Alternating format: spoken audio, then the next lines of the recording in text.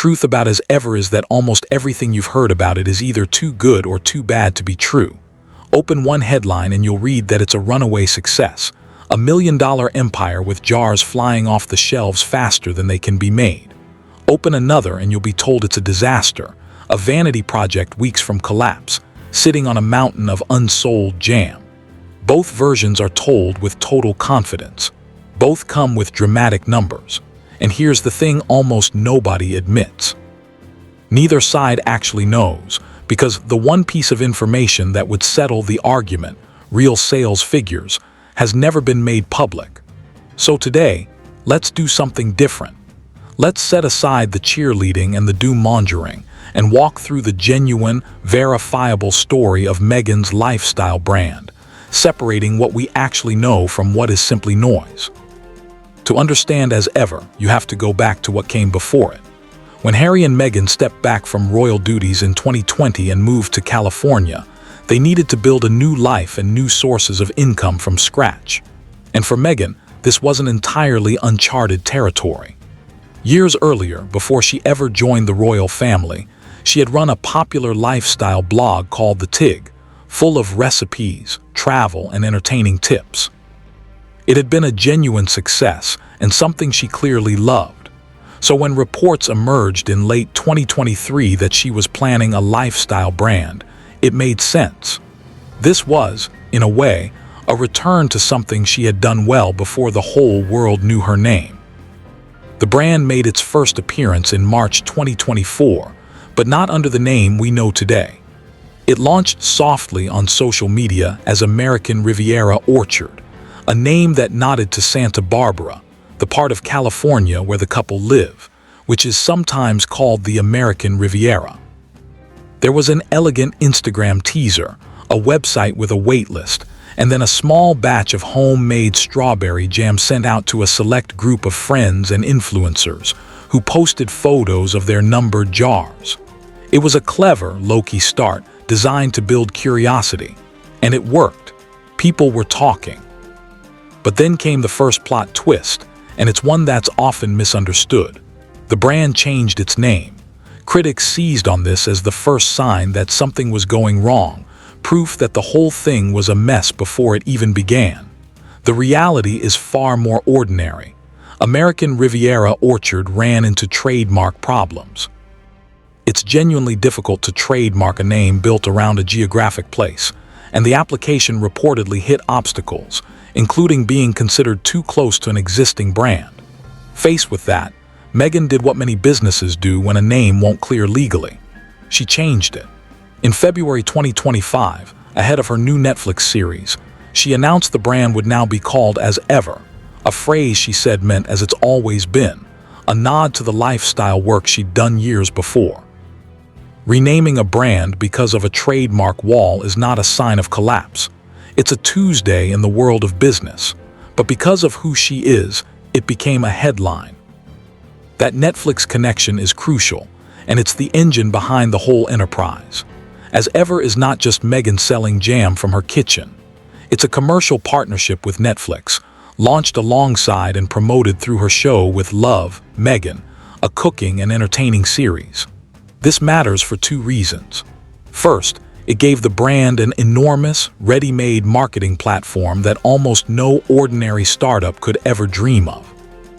And second, it means that Meghan does not simply pocket all the money the brand makes. The proceeds are shared with her business partners, including Netflix, and a significant portion is reportedly reinvested into growing the company.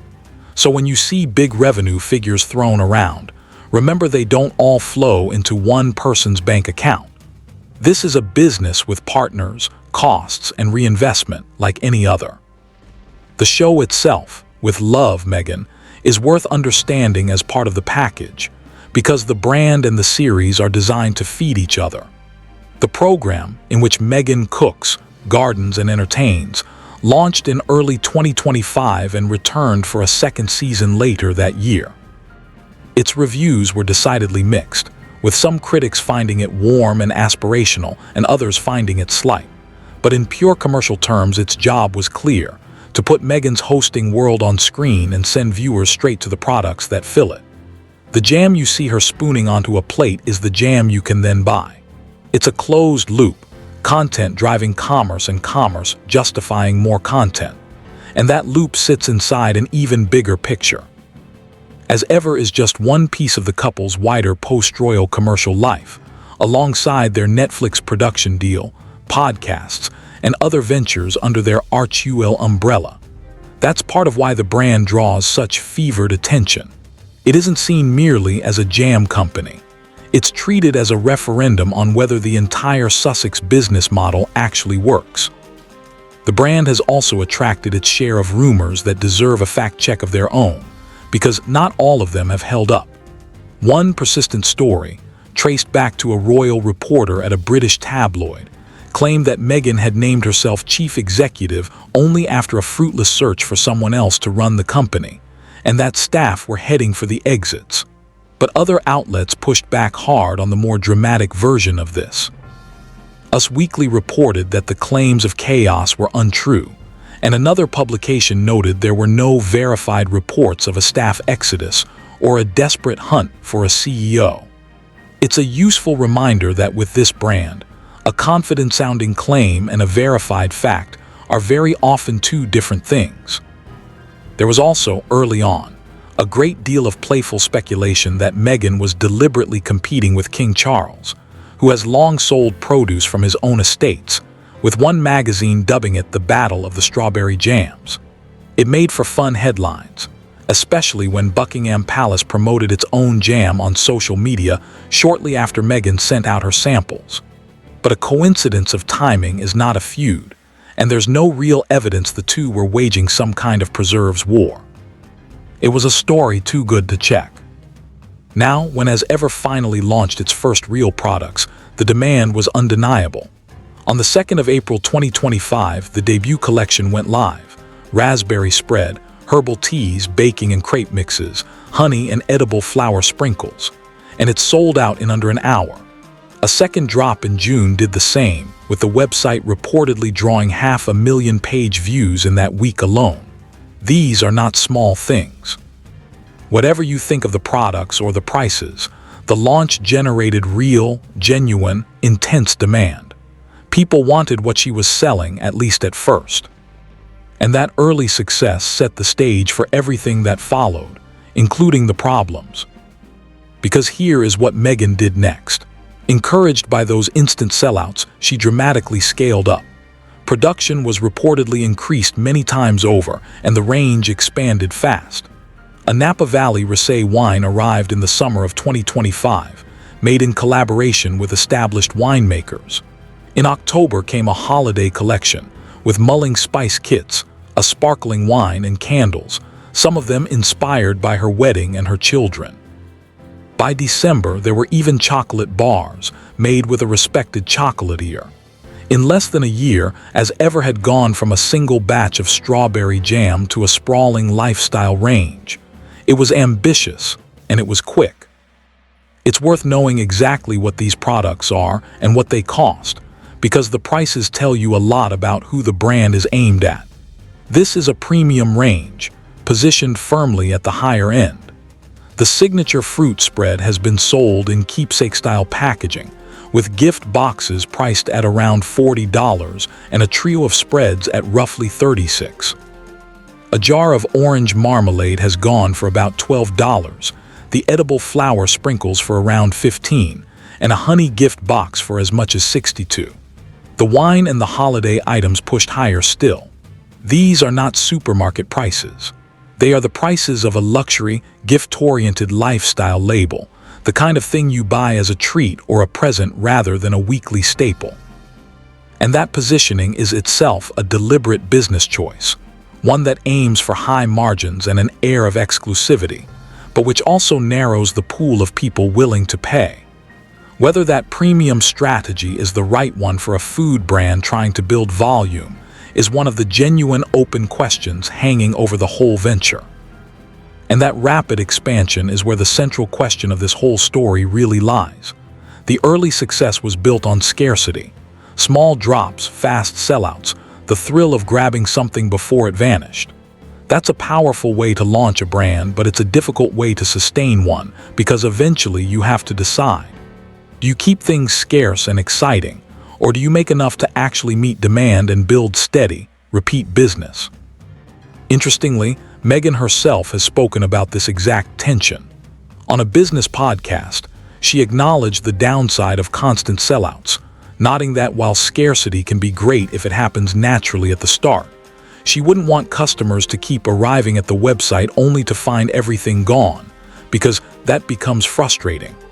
It was a genuinely thoughtful comment about a real business dilemma. The challenge for As Ever, like for any lifestyle brand, is converting a hot launch into something durable. Which brings us to the moment that lit up the internet, and that you've probably heard wildly conflicting things about. In early January 2026, a glitch appeared on the As Ever website. A user on Reddit discovered that by trying to add enormous quantities of a product to their cart, the site would reveal how much stock was actually available.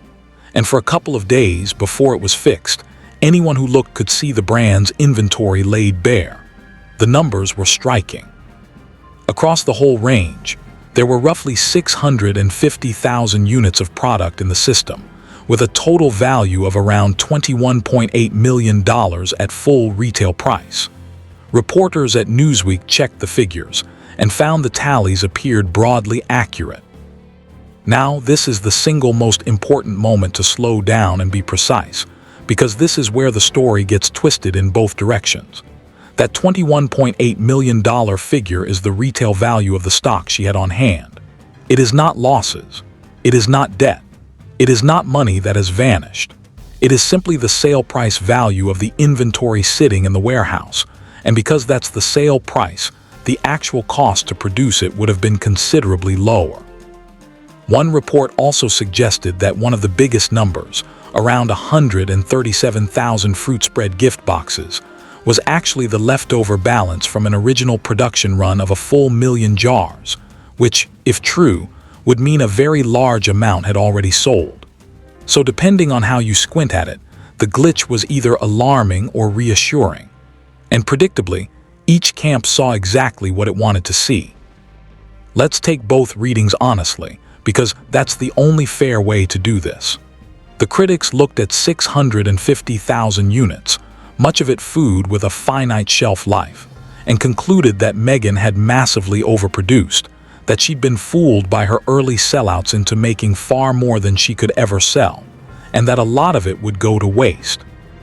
Some online sleuths even came back 2 days later, compared the stock numbers, and worked out that she'd sold something like 15 jars of marmalade and a few dozen gift boxes in that window, then extrapolated that it would take years to clear the shelves.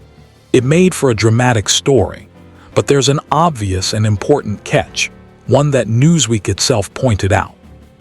2 days of sales in the dead of January, just after the Christmas rush, tell you almost nothing about how a product sells across a whole year. Building a doomsday forecast on a 48-hour snapshot is simply not sound. The other reading is just as real. A source familiar with the business told Newsweek that the holiday period had, in their words, exceeded everybody's expectations, and that the raspberry spread had sold out shortly after Christmas. From this angle, a big inventory isn't a sign of failure at all. It's a sign of a brand betting on growth, stocking up because it intends to expand, including, eventually, selling internationally.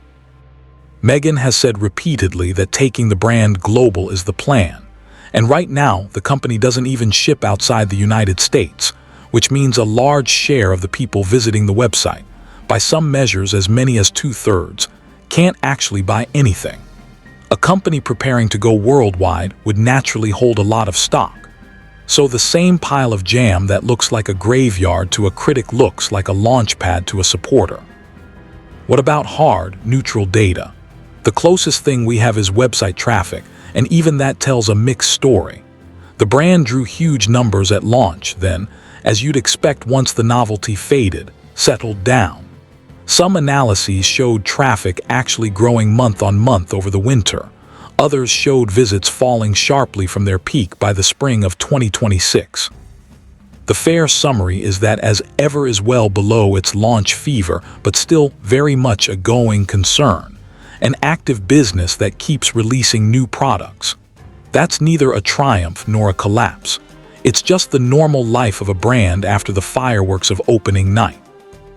And then there are the truly dramatic headlines, the ones you've almost certainly seen, and here I have to be very direct with you. Claims that As Ever will be bankrupt by the end of the year, that it faces a $5 million collapse, that Prince Harry has blown most of his inheritance propping up the venture. These make for irresistible headlines, but they are unverified. In fact, one of the very outlets reporting the bankruptcy and inheritance claims openly admitted it could not independently verify any of it and told readers to take everything lightly. There are no public accounts for As Ever. There is no confirmed figure for how much stock is genuinely at risk, no audited valuation of supposed losses, and absolutely no public record of how much, if any, of Harry's money has gone into the business. These are assertions, dressed up as revelations. It's telling, too, that the Sussex camp, which usually ignores hostile coverage, chose to push back on this particular wave of stories. A spokesperson dismissed the endless predictions of doom as being like Groundhog Day, making the sharp point that it's always the same forecast, from the same unnamed sources, with the same total certainty, and yet the collapse they keep promising never actually arrives. There's real weight to that. People have been confidently predicting the imminent failure of this brand since before it even properly launched, and it's still here, still releasing chocolate bars and holiday collections. At some point, a prediction that never comes true has to be treated with a degree of skepticism. So why can nobody give you a straight answer about whether As Ever is winning or losing? The honest reason is simple. It's a privately held company, and private companies don't have to open their books. Meghan has consistently declined to release sales figures. When Bloomberg asked her directly about it, she sidestepped, making the point that selling out instantly is a double-edged sword, because while it's thrilling, it also robs you of the data about what's really working. So the numbers are locked away. The proceeds are shared with Netflix and partly reinvested, which means that anyone on either side who tells you with total certainty that this brand is a roaring success or a financial catastrophe is, quite simply, guessing. They are filling an information vacuum with their own bias. What we can say, fairly and factually, is this. As Ever launched with real, demonstrable demand, the kind most startups would kill for. It expanded ambitiously and very quickly, perhaps too quickly, into a wide range of products. It leans enormously on two things: Meghan's global fame and the marketing muscle of Netflix, which is both its greatest strength and a fair question mark, since a brand built on celebrity has to prove it can stand on the quality of its products too. And it now faces the same hard test that every lifestyle brand on earth has to pass. Can it turn the excitement of a sold-out launch into a steady, loyal, repeat business that still exists in 5 years' time? That question is genuinely open, not answered in her favor, not answered against her. Open. It's worth stepping back to see why this particular brand attracts such wildly distorted coverage in the first place. Celebrity lifestyle brands are, in truth, a brutally difficult business. For every one that becomes a lasting empire, plenty of others launch in a blaze of attention and quietly fade. And that's true whether the founder is loved or loathed. The track record of famous founders is genuinely all over the map. Some celebrity ventures have grown into serious companies worth hundreds of millions, proving it can be done. Others, backed by household names and big launches, have stumbled, faced lawsuits, or simply disappeared after the initial buzz wore off. The lesson from all of them is consistent. Fame can open the door and guarantee a huge first wave of curiosity, but it cannot, by itself, keep people coming back. Only the product, the price, and the experience can do that. So the fact that As Ever sold out at launch tells us Meghan's fame works exactly as you'd expect. What it can't yet tell us is whether the brand has the substance to survive once the novelty of a royal-adjacent jam has worn off. That's the test every one of these ventures eventually faces, and there are no shortcuts through it. no matter how famous you are. What makes As Ever different is not really the business itself. It's the intensity of the spotlight. Because of who Meghan is and the fierce feelings she provokes on every side, every single data point gets weaponized. A website glitch becomes proof of hubris. An ordinary dip in web traffic becomes evidence of imminent ruin. A sold-out product becomes a sign of unstoppable genius. The brand can't just be a brand. It has to be a morality tale in one direction or the other. And that, more than any jam or candle, is what makes its real story so hard to see. So what is the real story of As Ever? It's not the fairy tale that its most devoted fans describe, of an effortless empire conquering the lifestyle world. And it's not the catastrophe its fiercest critics insist upon, of a vain folly collapsing under a mountain of expiring jam. The real story is far more ordinary and far more human. It's the story of a famous woman trying to build a genuine business, who had a genuinely strong start, who bet big and fast on that early success, and who now has to do the unglamorous, uncertain work of proving it can last. That's not a triumph and it's not a tragedy. It's just business, playing out under the harshest spotlight imaginable. In the end, the most honest thing anyone can tell you about As Ever is that we will only really know how it's doing in a year or two, when there's been enough time for the truth to separate itself from both the hype and the doom. Until the real numbers appear, if they ever do, everything else in every direction is just a story someone wants you to believe. And in a saga this loaded, perhaps the most radical thing of all is simply to wait and watch and refuse to pretend we know more than we do.